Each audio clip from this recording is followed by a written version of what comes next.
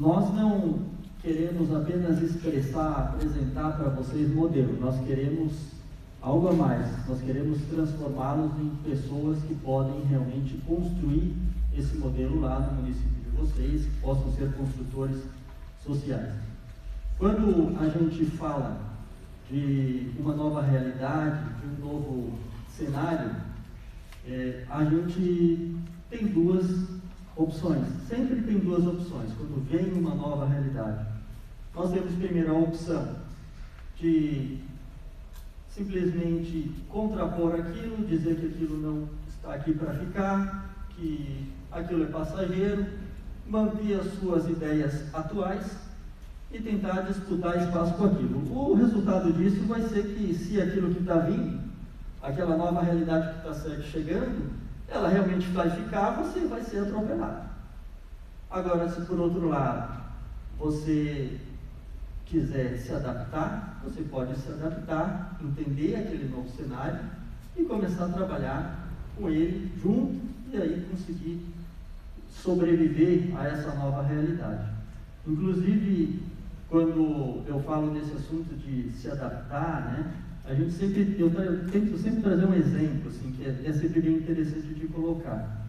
Lá por 1860 e poucos, nos Estados Unidos, as casas eram abastecidas por querosene. Lá todo mundo, o seu lampião, tinha sua iluminação em casa desse modo. Lá tinha uma empresa que monopolizava o mercado, era a Standard Oil, dos Rockefellers, e ele simplesmente, em um determinado momento, começou a surgir uma nova tecnologia, a tecnologia da eletricidade, e começou a iluminar lares. E aí o que o Rockefeller fez? Ele primeiro tentou contrapor aquela nova realidade que estava vindo. Ele resolveu começar a soltar publicações de jornais e tudo mais, para que aquilo, mostrando que a eletricidade gerava incêndios, que isso era ruim, que não era uma tecnologia que ia vir para ficar e tudo mais. No entanto, em um determinado momento ele tomou uma decisão. Ele se adaptou. Ele pegou o seu mercado, que na época era para a iluminação de lares, e migrou para os combustíveis de carros, que ainda estava vindo, era Ford, né, e tudo mais, estava vindo, entrando aquele negócio dos automóveis para as pessoas comuns, e aí começou a se adaptar. Se ele tivesse naquele momento tomado a decisão de simplesmente contrapor, ele teria sido atropelado por um caminhão. Teria deixado de existir do ramo dos negócios naquela época. E olhem que naquele momento que isso aconteceu, ele já era o mais rico dos Estados Unidos e o mais poderoso do país. Então, mesmo assim, mesmo tendo uma condição dessas, quando chega uma nova realidade, quando chega uma nova tecnologia, nós temos duas opções: contrapor ou nos adaptar. Mas existe uma terceira opção, às vezes, que se aplica no caso da política participativa, no caso dos municípios participativos, que é a opção de, ao invés de apenas se adaptar, construir, ser um construtor social. E aí você vai estar lá na ponta, construindo aquele novo cenário, aquela nova tecnologia, aquela nova realidade, e aí automaticamente é claro que você vai ter uma chance de se adaptar a esse novo momento muito maior, vai ter muito mais vantagens de conseguir tanto sobreviver como depois se adaptar. Então, o objetivo aqui é de fato convidá-los a serem construtores sociais. Antes de começar no case de Florianópolis, que vocês podem olhar ali na nossa pauta que está no item 6, nós vamos passar para o assunto da contextualização do cenário. Depois nós vamos ainda para a cultura de delegar tudo e depois para a nova política. Todos estes 4 pontos são para prepará-los para que recebam a ideia do que são esses tais municípios participativos, e depois disso, aí a gente parte do modelo prático, que é o número 6. Lá no item 7 da pauta, aí nós vamos conversar um pouco sobre como que nós vamos fazer com o município participativo. Vamos falar também sobre expansão para outros municípios e no final eu vou abrir palavra para que vocês possam perguntar. Eu vou estar à disposição aqui o tempo que for necessário para esclarecer qualquer dúvida que vocês tenham. A contextualização do cenário hoje político brasileiro é de insatisfação popular. Você encontra isso na rua. Você, se for abordar algumas pessoas, faz um teste. Aborda 10 pessoas, pergunta para elas. Eu queria fazer uma pesquisa aqui contigo e eu estou querendo saber o que você acha do sistema político, desse negócio de envolvendo tudo, envolvendo corrupção, governo, justiça, STF, vamos envolver tudo. Sistema de saúde, sistema de educação, tudo. Você está satisfeito? Ele vai lhe dizer, a mais grande maioria vai dizer, 80% vai lhe dizer, não. Aí você continua, mas isso deve ser mudado ou você acha que assim está bom? Vai falar que tem que ser mudado. Então, esse é o cenário hoje que nós vivemos. E é interessante isso daí ser colocado no modo que afaste a questão da ideologia. No processo de municípios participativos, a ideologia ela vai ficar de lado.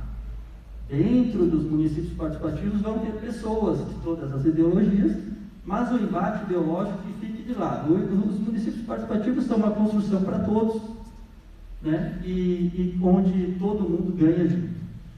Então, podem observar que o atual presidente da República, ele provavelmente não teria entrado na história se não houvesse uma insatisfação popular. Porque ele não era um dos nomes tocados para o predileto naquele momento, se não fosse a questão da insatisfação popular naquele momento da eleição. Como também para contrapor, inclusive, com a outra ideologia, como essa do atual presidente de direita, a anterior, que era a ideologia de esquerda, de mesmo modo. O PT também não entrou no governo por acaso, entrou no governo num momento onde havia uma grande insatisfação popular. Quando existe uma insatisfação popular, a população opta pelo outro.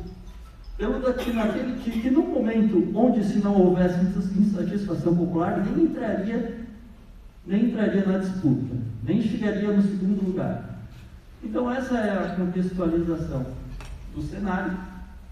E agora eu vou passar para que vocês entendam um pouquinho também, junto com esse cenário, a questão da cultura.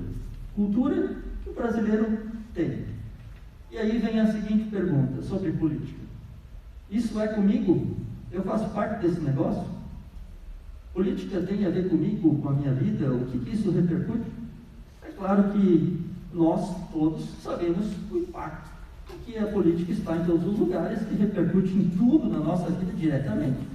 Entretanto, se tu for ver o senso comum de entendimento da população quanto à política, ela se limita à gestão da coisa pública e eleição. Isso daí, no entendimento da população em geral, é isso. E se você defender esse ponto de vista, vai conseguir receber a aclamação ou entendimento da grande parte da população que vão concordar contigo. E quando eles observam ou entendem a política desse modo, eles rapidamente se afastam do processo, porque esse entendimento, qual é o problema dele? O problema dele é que ele coloca a pessoa que entende assim fora do processo. Eu não quero me candidatar, eu não quero gerir a coisa pública, então eu não tenho nada a ver com política. Esse é um entendimento comum. Esse é um dos pontos que nós temos que entender como um dos causadores da questão do cenário que hoje nós temos no nosso país. Já também, além dessa questão do entendimento da política, entra junto também um exemplo que é sempre muito interessante de colocar, que é o negócio de tu delegar. A população delega a parte da política. Simplesmente o que é delegar? É vai lá, a cada 4 anos, vota, eu fiz a minha parte, e agora eu vou para casa e vou cuidar da minha vida.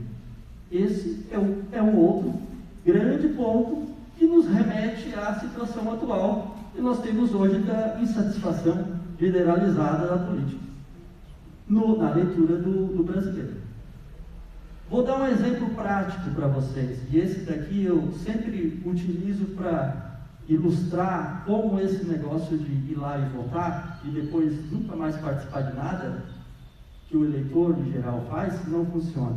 Imagina você, abre o bar, você vai vender lá cachorro-quente, hambúrguer, cerveja, refrigerante e tal, e aí você contrata um funcionário, bota lá, esse é o meu gerente, e ele vai contratar e fala para ele, ó, eu aluguei esse espaço aqui, você vai fazer toda a gestão, você mesmo contrata os funcionários, compra tudo, paga o aluguel, cuida do computador, cuida de tudo. E eu vou voltar aqui daqui 4 anos. Aí eu pergunto para você, vai funcionar? É claro que não. E por que funcionaria então na política? Então esse é um dos exemplos que a gente dá para mostrar que essa questão de delegar tudo não funciona. Nós precisamos, como cidadãos, sobretudo, participar, fiscalizar, acompanhar aquelas pessoas nas quais a gente elegeu e sempre estar ligado em todos os, acompanhando em todas as coisas que estão lidando na nossa vida. Por que isso? Porque a política, ela influencia no preço da nossa calça, no custo da nossa luz, na água, no esgoto, na escola dos nossos filhos, tudo. Não tem uma coisa sequer que a política não influencie, por isso a gente precisa estar participando. O que acontece quando você tem uma insatisfação do brasileiro quanto ao sistema político? Acontece que o meio político rapidamente começa a vir com aquele discurso que todos nós sempre escutamos, já estamos cansados de ouvir, é uma nova política. Não, nós vamos fazer uma nova política, chega desse negócio, vamos mudar e tudo mais. Para dar um exemplo, quando o Bolsonaro se elegeu, eu sempre estou vendo palestras, assim, e 2 congressistas falaram assim, olha, eu não sei como que vai ser essa tal da nova política, mas com certeza, do modo que está, não vai ficar.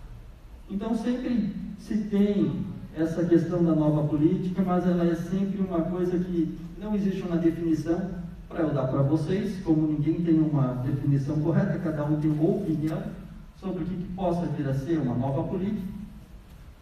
Há entendimentos de que simplesmente é só trocar as pessoas e colocar outras. Tem gente que acha que tem que colocar pessoas novas, porque as novas são melhores. Mas às vezes daí que coloca uma pessoa nova, ela é pior que a que já estava. Então, o negócio de trocar as pessoas é uma prática que nós, brasileiros, já experimentamos, testamos e não funcionou.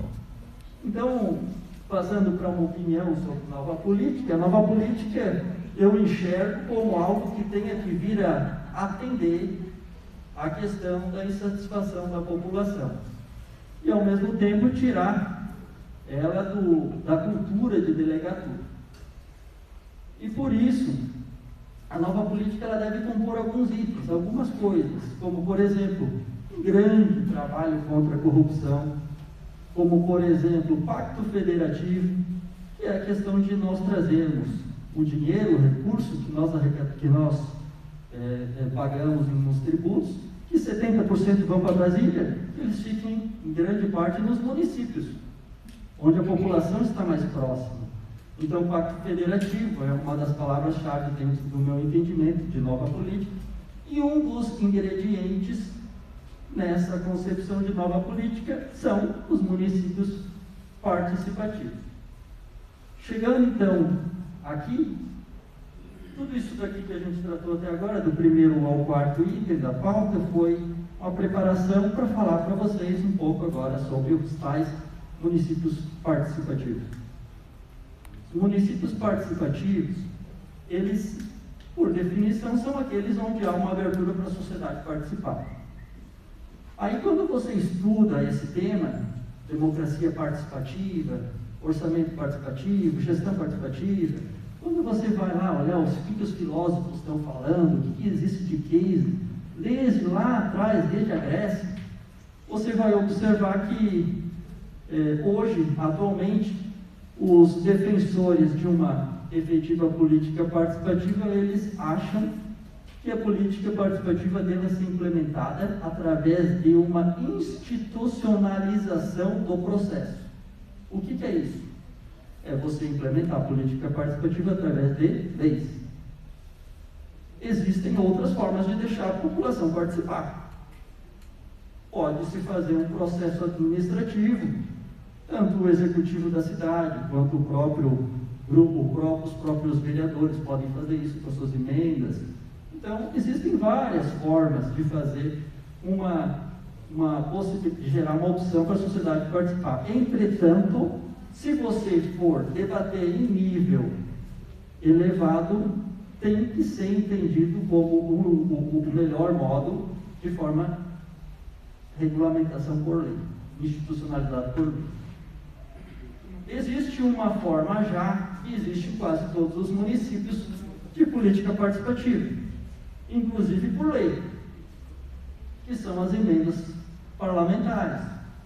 As emendas parlamentares, elas são uma forma onde a sociedade escolhe o que vai ser feito de investimento no seu município, escolhe projetos. Só que isso é feito através dos seus representantes eleitos, no caso, dos vereadores na esfera municipal. Então, isso aí já é uma participação da sociedade e, inclusive, de alto nível, como eu estava falando, porque é regulamentado por uma lei. Existem também outros exemplos que daí já não são por lei, e são exemplos que muitas vezes, esses não regulamentados por lei, acabam denegrindo um pouco a terminologia, a ideia, o assunto política participativa. É normal você, quando chegar com esse assunto, vamos falar sobre política participativa, aí a pessoa fala para ti, isso daí tinha um cara lá numa cidade tal, ele fez, e no final ele juntou todo mundo lá, o povo elegeu um monte de projetos, depois não fizeram nada. Aí depois o outro fez a mesma coisa lá também, não fizeram nada. O outro fez um app, fez todas as escolhas de projeto por aplicativo, depois ficaram questionando como é que foi esse negócio do app, mudaram o voto lá, não sei o quê, e não foi feito nada. Tudo isso, processos de escolhas de projetos que não eram institucionalizadas por lei, que eram projetos de governo, ou projetos de governo que não eram, não acabaram no final das contas se perpetuando, tendo uma continuidade. Um grande problema dos projetos de participação popular que não são regulamentados por lei é que eles têm uma tendência muito grande a deixar de existir quando acaba a gestão. Dificilmente o sucessor resolve continuar aquilo. Se estiver regulamentado por lei, não. Aí transcende as gestões. Também tem um risco, quando não é regulamentado por lei, uma participação da sociedade, de estar direcionado a um determinado público, está direcionado a um interesse político, ou o interesse de alguns. Então, realmente, isso daí é um risco, e por isso que nós defendemos, e por isso que o case de Florianópolis, ele é regulamentado por uma lei. É assim que a sociedade hoje aqui em Florianópolis participa das escolhas de projetos e compõe esse modelo aí para o Brasil. Então, questão dos municípios participativos, antes de eu passar já para o modelo, eu quero ressaltar, há sempre um alerta aí para fazer. Quando você chega com um projeto de lei que vai fazer a sociedade escolher uma quantia para que esses recursos sejam incluídos na lei orçamentária anual para serem executados pela prefeitura, quando você chega com isso, por ser quase igual às emendas impositivas, é comum enxergar que há uma competição. Até às vezes os próprios vereadores enxergam aquilo como uma competição. Mas é nós ou é eles? E qual que é o entendimento de nós que estudamos o assunto de democracia participativa? Que não tem competição aí, que todos estão no mesmo barco. Que, na verdade, a participação da sociedade é o somatório do que a sociedade participa, escolhendo projetos através dos seus representantes, os vereadores, através das emendas, regulamentado por lei, mas o que um outro projeto de lei vai proporcionar, se tornando em vigor, para a sociedade escolher diretamente, através da sociedade civil organizada, mais projetos de lei. E se houver um terceiro projeto, que seja através de apps, através de aplicativos de celular, que possibilite que a população, o cidadão, qualquer um possa votar ali projetos para serem incluídos no orçamento do município, também, se for regulamentado por ele, legal. É mais uma terceira vertente. E aí você tem que entender que o modelo participativo, ele é o somatório dos três, e não, nunca um querendo derrubar o outro, porque se ele escolher, nós não vamos escolher. Isso daí é uma coisa que nós alertamos sempre, para que quando chegar alguém para vocês e falar, não, eles estão querendo tirar as emendas dos vereadores, eles estão querendo colocar para a sociedade, o prefeito está querendo fazer tal coisa, não caiam nessa. Vocês têm que ficar sempre do lado da população e ver se a população realmente acha que aquilo é importante e fazer o que a população elegeu vocês para fazer, se colocar sempre como representantes, né? Então, os municípios participativos, eles têm essas características. Agora vamos entrar para o modelo de Florianópolis. Aqui eu vou fazer uma contextualização e vou explicar a miúdos como é que ele funciona aqui, e depois no item 7, já vocês tendo essa experiência de como está funcionando aqui, vocês vão começar a entender melhor, e nós vamos verificar como é que podemos fazer o seu município também se tornar participativo. Florianópolis hoje tem uma capacidade média anual de investimento de 100 milhões por ano. A sociedade, através dessa lei 10.461/2018, escolhe 13,8 milhões por ano, ou seja, 13,8% da capacidade média de investimento de Florianópolis é a sociedade que escolhe. Hoje, nós temos uma mobilização social de entidades sem fins lucrativos que escolhem esses projetos na ordem de 300 entidades, atuando através desta lei e escolhendo projetos. Então, como que isso aí começou? Eu, por exemplo, entrei na prefeitura em 2017 para ocupar esse cargo. Minha natureza sempre foi da iniciativa privada, sou empresário, atuo em construção civil, hotelaria, e comecei esse trabalho lá em 2009 como voluntário. Esse trabalho, como é que ele foi? Eu era presidente de uma... Vou contextualizar para vocês, trazer o histórico, para vocês também poderem ver na prática que não é muito rápido o processo. É claro que agora, trazendo para vocês um modelo pronto, podendo ele ser copiado, vocês vão poder fazer com mais celeridade. Agora, o negócio para chegar até onde nós estamos hoje, com 300 entidades participando, com 13,8 milhões de reais sendo escolhidos, com uma lei em vigor, demorou, começou em 2009.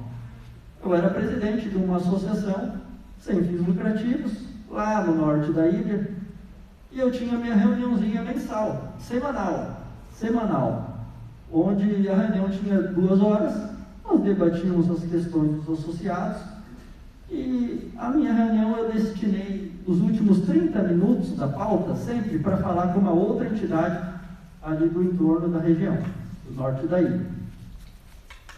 E fizemos isso daí por mais de 2 anos, conversando, como é que vocês são, o que vocês fazem, quais são as receitas que a entidade de vocês tem, né? Quais as bandeiras que vocês atuam.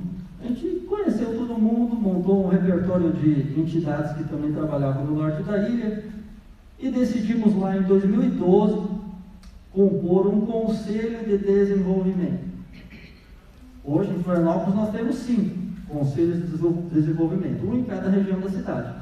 Em Florianópolis nós temos o norte da ilha, que é uma região, a outra região é o sul da ilha, a outra é o continente, depois tem a região central, e depois tem o leste da ilha, que envolve a Lagoa, Barra da Lagoa, aqueles 2 distritos ali também. Então, nós temos um conselho de desenvolvimento em cada uma das 5 regiões da cidade. Mas começou lá em 2012 com esse primeiro conselho. E aí, como eu tinha articulado aquilo com as entidades, conversado com as entidades, era o presidente que tinha feito esse trabalho aí, e puseram de presidente do conselho também. Todo esse trabalho voluntário, né? O conselho não tem relação nenhuma com o governo, não tem salário nenhum, não tem receita nenhuma, então tudo voluntário. E aí definimos uma pauta lá, desde 2012, em maio, quando começou, mensal, que conversa sempre com todas as entidades em conjunto, vinham 30, 40 entidades na época nas reuniões, todos os presidentes vinham debatir os assuntos, identificamos alguns assuntos a serem trabalhados na região e começamos a atuar neles. Qual a filosofia ali? Filosofia, a união faz a força. Tinha muita coisa que nós, como sociedade, não conseguíamos a atenção ou atendimento do poder público, mas que através de um conglomerado de associações, de uma associação de associações, que é um Conselho de Desenvolvimento Regional, uma associação de associações, nós conseguimos o atendimento das coisas. E aí foram vários os exemplos que foram conseguidos através dessa união de esforços. Com isso, esse modelo acabou se espalhando para as outras regiões da cidade.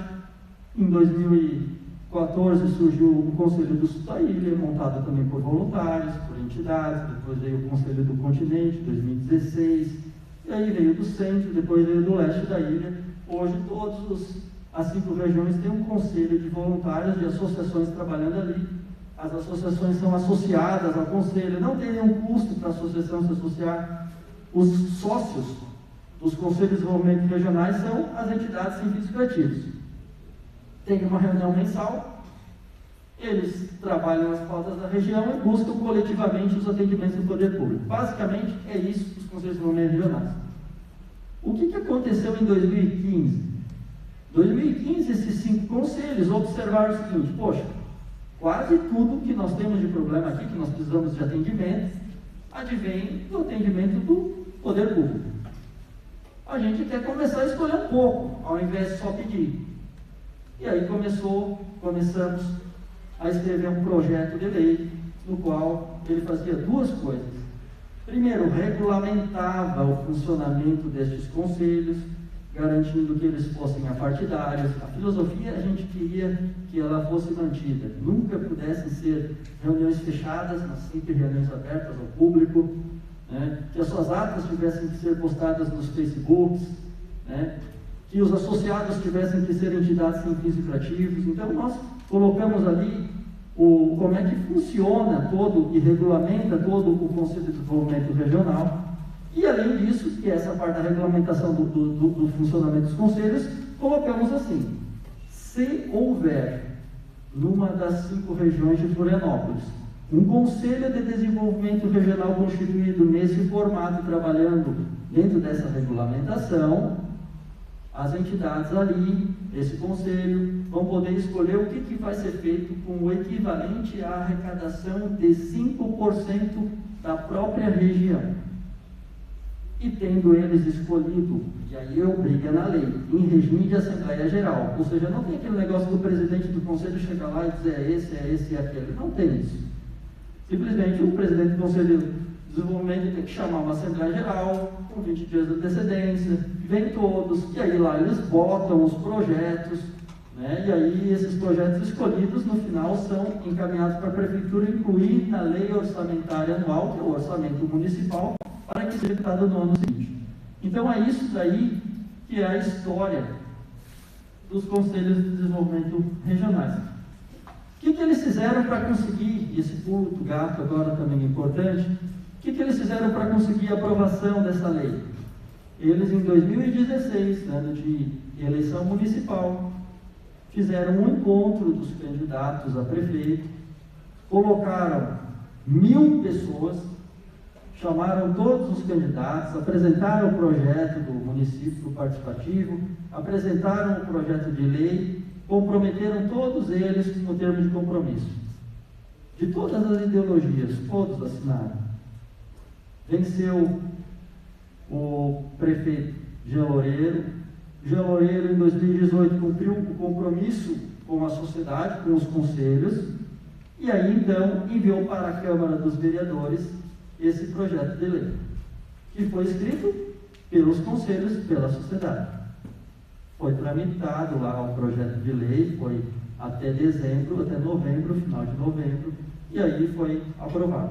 Aí foi uma via sacra, aí foi a sociedade participando de todas as reuniões de comissão, foi um negócio assim de visita para cada um dos vereadores, gabinete por gabinete, para explicar o que era o projeto, para explicar o que eram os conselhos de desenvolvimento regionais. Tinham muitos vereadores que inclusive estavam no início de primeira gestão. Então foi feita toda uma explicação, um assessoramento para que eles tivessem a segurança de entender que aquilo realmente era um modelo democrático que possibilitava para a sociedade, para a população, a participação, escolhendo projetos. E com o anseio de fazer Florianópolis um modelo participativo para ser levado depois para outros municípios do Brasil. Então foi assim que começou. Em 2018, em dezembro, foi aprovado, foi sancionada a lei. Em 2019 foi o primeiro ano que a sociedade escolheu projetos através dessa lei. 13,8 milhões de reais escolhidos. E no problema é que daí, no final de 2019, começou a pandemia e teve todo aquele problema de orçamentário que todos os municípios vivenciaram, né? A gente viu que as prioridades da população mudaram da noite para o dia. Antes eram, em grande parte, esses recursos escolhidos pelas entidades aqui em 2019 eram projetos de infraestrutura, e aí a população começou a passar a precisar de outra coisa, precisar de saúde. Saúde, recuperação da economia, né? Combate à Covid do modo completo. E então, os 5 conselhos definiram uma consulta a todas as suas entidades associadas e decidiram eles, não, vamos abrir mão desses projetos que foram escolhidos em 2019, que seriam executados em 2020, como também vamos abrir mão de escolher projetos em 2020, que seriam executados então em 2021, para que esses recursos, que é 13,8 de 2019, mais 13,8 de 2020, 27,6 milhões de reais, sejam aplicados no combate à pandemia. E então, agora em 2021, é o primeiro ano que, depois desse recesso, estão sendo escolhidos de novo pela sociedade, através dessa lei, projetos. Hoje, eles têm uma metodologia de escolha de projetos regulamentada, inclusive pela lei, e aprovada pelas entidades dentro dos conselhos, sempre fazendo em Assembleia Geral, como a lei determina, que não é muito rápido de fazer. Ele exige da sociedade um processo de planejar a região, identificar as demandas que são necessárias, depois destas, que se elenca quais delas que vão ser utilizadas para encaixar os projetos pela sociedade. Então, a sociedade mesmo que faz, abre um tempo para que as entidades possam inscrever projetos, depois encerram esse prazo, chamam uma Assembleia Geral. Na Assembleia Geral apresentam todos os projetos inscritos pelas entidades e ali eles fazem em regime de Assembleia Geral a aprovação de quais deles serão encaminhados para a Prefeitura fazer o orçamento, levantar o custo desses projetos, de cada um deles.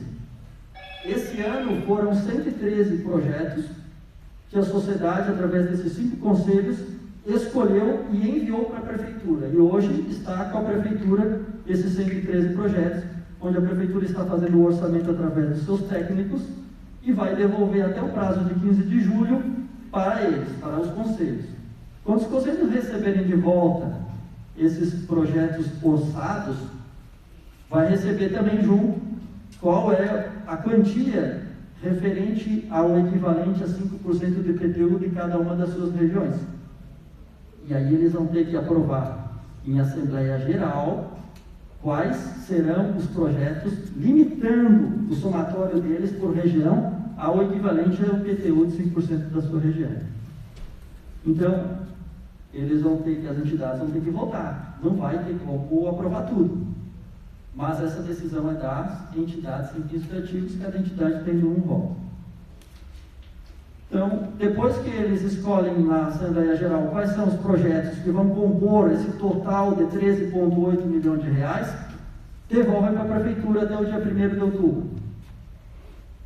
E então a Prefeitura coloca na Lei Orçamentária Anual inclusive identificando ao lado do projeto, através da Lei 10.461/2018, para ficar identificado que este projeto foi escolhido pela sociedade através dessa lei, e então encaminha para a Câmara dos Vereadores a LOA. Aí cabe aos vereadores fazerem lá a aprovação. Quando isso acontece, a sociedade que aqui em Florianópolis nunca ia numa aprovação de orçamento municipal, e olha a importância disso, nunca iam, passaram a isso.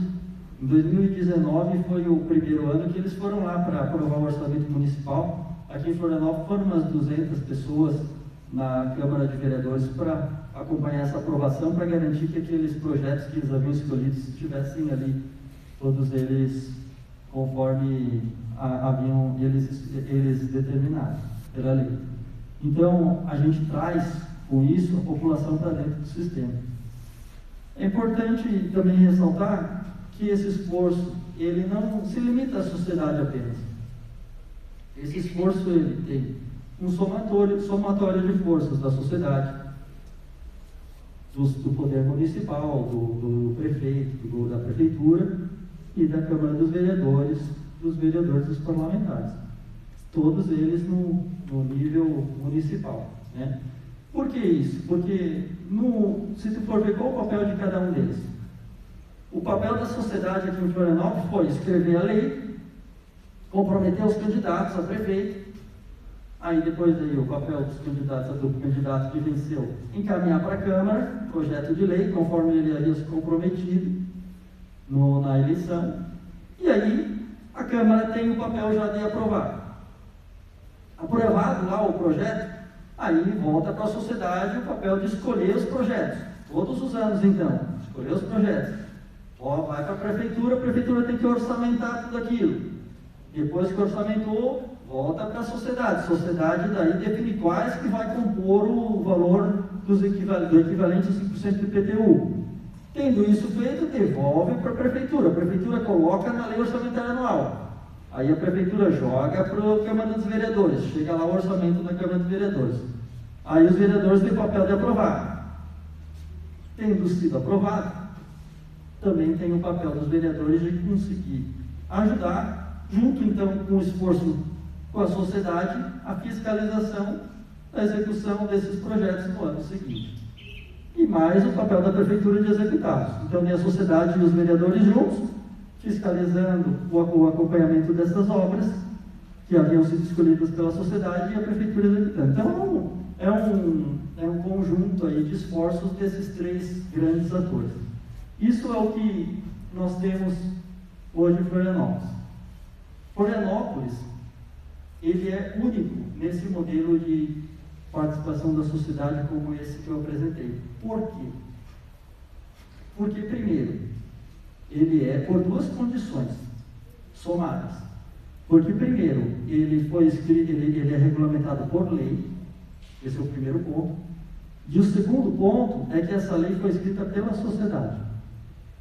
Então, somando esses dois, é o único município que temos que faz uma regulamentação de escolha de projetos assim. Agora nós vamos passar para como fazer um município participativo. E aqui, o que eu sugiro antecipadamente é o seguinte: nós temos um portal, que é o participafloripa.com. Esse portal, se vocês entrarem, vocês vão encontrar lá na página um chat. Lá coloquem, por gentileza, aqueles que quiserem ter uma continuidade, lembrem do convite que eu fiz para vocês no início, né? De vocês virem a se transformar em construtores sociais, construtores de municípios participativos. Coloquem lá no chat, por gentileza, o nome e o seu celular, que nós temos um grupo de WhatsApp, do qual nós, a cada uma vez por semana, colocamos uma postagem sobre os municípios participativos daqui, e vai ser um modo que nós encontramos para ter uma continuidade do relacionamento com vocês, para que isso aqui não se encerre agora quando eu terminar a palestra, né? Então ali vocês vão poder ser inseridos nesse grupo de WhatsApp.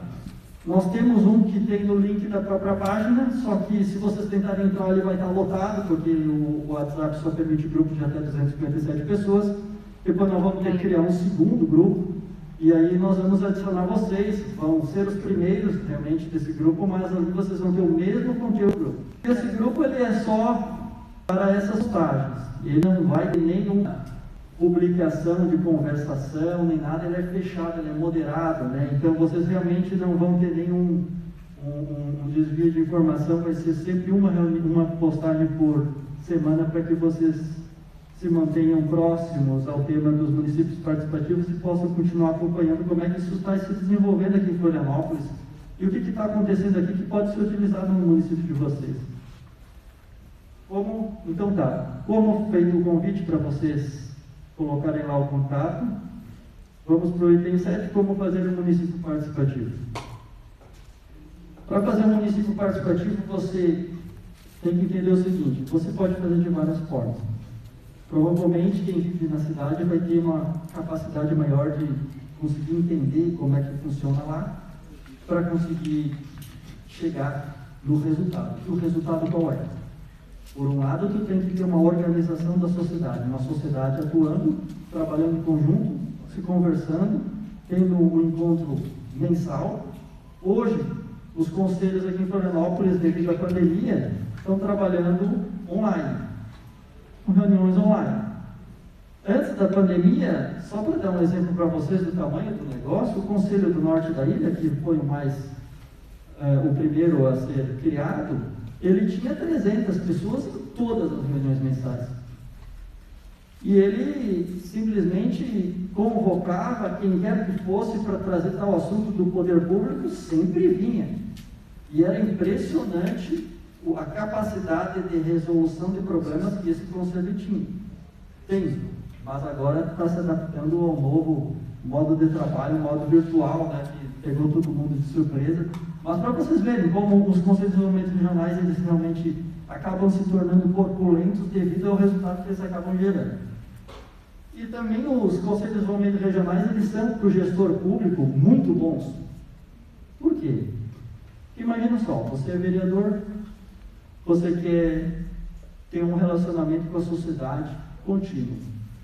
Você quer falar com 40, 50 entidades por mês. Essa é a sua meta ali, é um dos negócios que você colocou de indicativo no seu plano de trabalho. E aí você não tem um conselho de desenvolvimento regional. O que vai ter que fazer? Vai ter que ou chamar 40, 50 pessoas para o teu gabinete para conversar com a liderança, com o presidente, para manter uma relação, ou vai ter que ir lá na reunião deles, que daí vai tomar de vocês todos 2 horas, né? Mais ou menos uma duração de uma reunião. Agora, se você tiver um conselho de desenvolvimento regional, é diferente. Vocês separam na agenda uma reunião por mês, onde a sociedade toda da região entra ali, e ali vocês vão ter um relacionamento com todos. Eles vão estar sempre apontando, indicando as demandas, as necessidades. Você vai anotando o nome das lideranças, aquilo que quiser atuar, depois entra em contato direto, e vai assim tendo uma facilidade aí para relacionar, para conseguir conversar, dialogar, estar próximo da sociedade. Então, os conselhos de desenvolvimento regionais, para quem é um bom político, é muito bom. Agora, por outro lado, também aquele que quer escapar da sociedade, que não faz o que ele promete, que diz que vai fazer uma coisa e depois não faz, aí também não é muito bom, porque aí ele vai ser cobrado ali com força, né? Todo mundo junto. Tem uma cobrança muito maior. Então, primeiro ponto é como nós vamos organizar a sociedade. Pode ser, em Florianópolis, como foi? Em Florianópolis, a própria sociedade resolveu se juntar e criar o primeiro Conselho de Desenvolvimento Regional. O que nós sugerimos num estudo é o seguinte: a cada 100 mil habitantes deve ter um Conselho de Desenvolvimento Regional. Então, se um município que vocês têm 200 mil habitantes, não precisa mais do que 2 conselhos de desenvolvimento regional, tá bom. Se tiver 40 mil habitantes, não tem por que fazer 3, 4 conselhos de desenvolvimento regionais, faz um, né?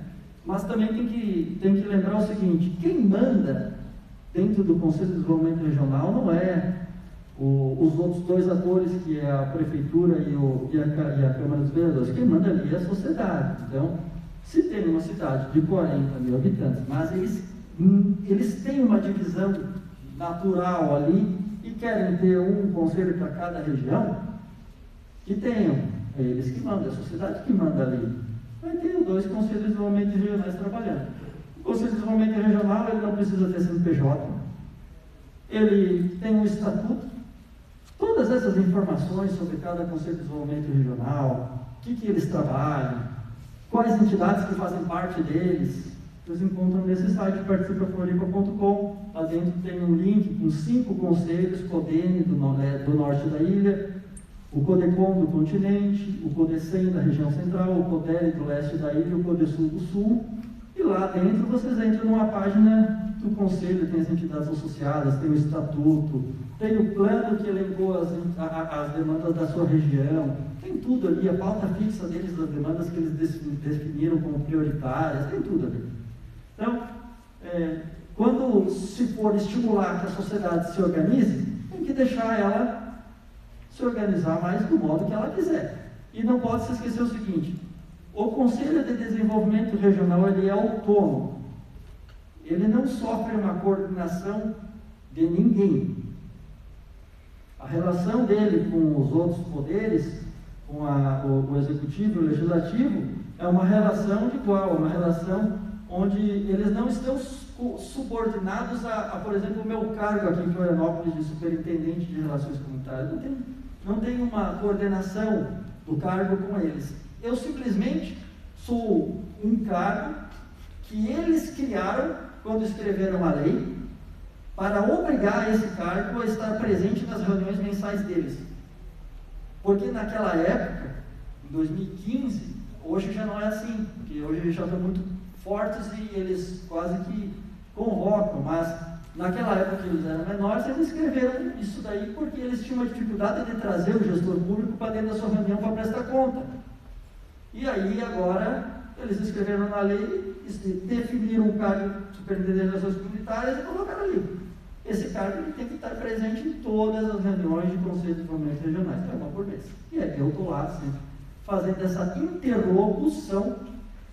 Claro que daí, quando eu recebo uma pergunta ali, eu levo para o secretário me responde, eu faço o meio de campo entre a sociedade e entre a prefeitura e devolvo os questionamentos para eles. E também tem uma outra tarefa desse cargo muito importante. Depois que os projetos já estão sendo executados no ano seguinte, quem vai vir na reunião do Conselho de Desenvolvimento Regional para dizer como é que está a execução de cada um desses projetos é esse cargo. Tem que chegar lá e falar, ó, vocês escolheram aqui 12 projetos, esse primeiro, ele está com tanto por cento de execução, tanto já foi investido, né? Tem alguma dúvida, o prazo de finalização do projeto é tal. Aí vai passando e vai finalizando, ou seja, há essa prestação, essa continuidade de controle da sociedade no ano seguinte, para ver aqueles projetos que eles pediram que fossem executados, fossem incluídos no orçamento. Então, outra forma de também estimular a sociedade a se organizar, pode ser, por exemplo, vamos supor que os vereadores decidam, vamos fazer uma comissão.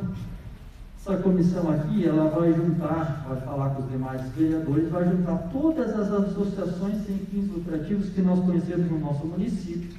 Vamos fazer um mapeamento, começa por aí. Faz um mapeamento, depois chama todas elas para uma audiência pública, convida todas elas para uma audiência pública, apresenta o case do município dos participativos, apresenta a lei de Florianópolis, que pode ser baixada também aqui no site, apresenta todo o case e fala para eles: vocês querem participar?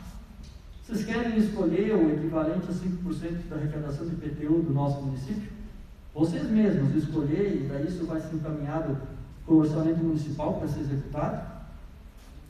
Eles topando, aí vocês dizem: então tá, aqui tem um modelo de estatuto, vocês compõem, vocês definem quem vai ser o presidente das entidades aqui, né? Porque os associados das entidades, dos conselhos, são as entidades. A cada 2 anos, eles elegem uma das entidades para ser a que vai presidir. Daqui 2 anos tem que eleger outra. É permitido uma recondução. A terceira vez já não pode. Terceira vez já tem que ser uma outra associação que vai presidir o conselho. E aí, porque o trabalho do presidente ele é mais de organizador da reunião, de fazer as atas, né, de garantir a postagem nas redes sociais, e dessas coisas assim, é mais de elaborar os ofícios, essas coisas. Não é um trabalho de realmente deliberar. O trabalho de deliberar é de todas as entidades do conselho. Então, é uma forma que a Câmara pode estimular que sua cidade tenha associações participando, escolhendo projetos. Tendo eles dito para você na audiência pública lá, gostamos, vamos fazer. Então vamos fazer, então tá, então aqui está o estatuto, aqui está a lei. A lei vocês já podem saber que já partem com o nosso apoio. Quando essa lei chegar aqui, nós vamos dar o apoio para que seja aprovada. Combinem aí uma aclamação. Aqui em Florianópolis foram de 21 vereadores, foram 17 votos favoráveis.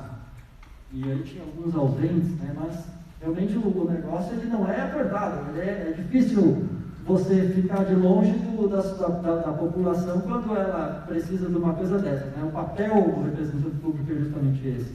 Então, você assim consegue, através da Câmara dos Vereadores, estimular que a sociedade participe. Aí eles vão ter que cumprir ali a regulamentação que está na lei, eles vão ter que fazer a reuniãozinha deles uma vez por mês, eles vão ter que postar as atas no Facebook deles, eles vão ter que ter um estatuto aprovado, vão ter que escolher qual vai ser a entidade presidente, vão ter que elencar as demandas da região, e aí eles vão ter que escolher projetos. E aí eles escolhendo projetos, fazendo isso daí, eles vão indicar lá para o prefeito vai colocar na lua, vai chegar uma hora para vocês de volta, e aí lá vocês vão estar apreciando, aprovando junto. Esse trabalho ele tem que ser estimulado por alguém. Pode também ser estimulado pelo executivo. O executivo, o prefeito, pode chegar assim, tem um responsável aqui dentro da prefeitura, um secretário, e eu tenho esse modelo aqui de Florianópolis, aqui está a lei, aqui está o estatuto dos conselhos, eles têm lá 5 conselhos regidos por esse estatuto, eles têm essa lei que regulamenta todo o funcionamento e pela lei eles escolhem projetos. A tua missão, secretário, é fazer a sociedade se reunir através desses conselhos de desenvolvimento regional, estimulá-los a criar esses conselhos de desenvolvimento regionais, e nós queremos que a nossa cidade seja um município participativo também. A exemplo lá que está sendo feito por Florianópolis. Então, pode ser estimulado também pela prefeitura. Eu acho que é mais fácil quem está mais organizado, e nesse aspecto, assim, em geral, a prefeitura e a Câmara de Vereadores têm uma organização maior, porque eles têm uma capacidade a seu dispor de recursos para ajudar, auxiliar, né, e pelo menos para que o negócio comece. Explicar, né, para depois isso daí começar a andar sozinho. Aqui em Florianópolis já não foi assim, né, mas também o custo de não ter sido assim é que demorou bastante tempo. Demorou muito para isso daí.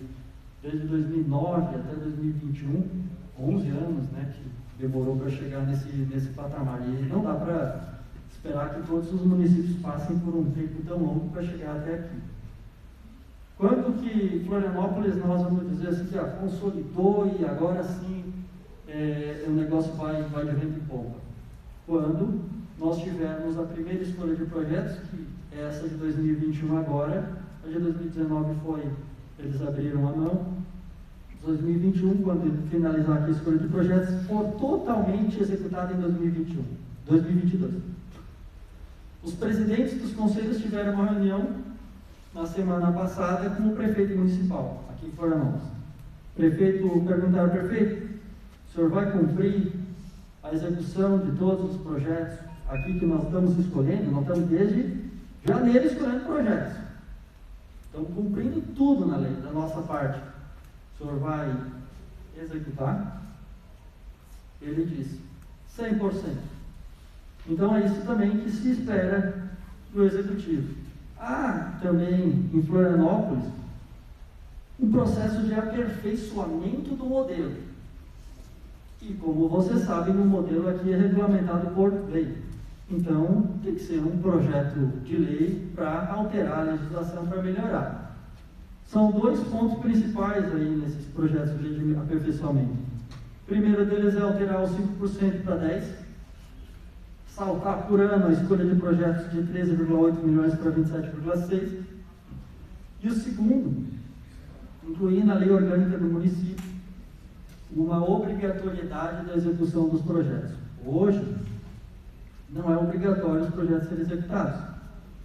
O que é obrigatório é que os projetos sejam incluídos na LOA. Isso é obrigatório. Agora, depois de executar eles lá da LOA, não é obrigatório, hoje. Aí, com essa obrigatoriedade colocada na lei orgânica do município, vai ter que ser cumprido. O que dá tranquilidade para a sociedade nesse aspecto, de não ter hoje a obrigatoriedade regulamentada na lei? É que qual é o prefeito que vai querer não cumprir a execução de 13,8 milhões de reais de Florianópolis, escolhidos por 300 entidades sem fins lucrativos? Só se não quiser mais continuar trabalhando como representante público, porque é um negócio extremamente representativo e legítimo. Então, em geral, sempre ele se coloca ao lado, sempre a resposta é essa, 100%, fiquem tranquilos, podem contar comigo aí no que for necessário. É sempre o discurso que a gente encontra.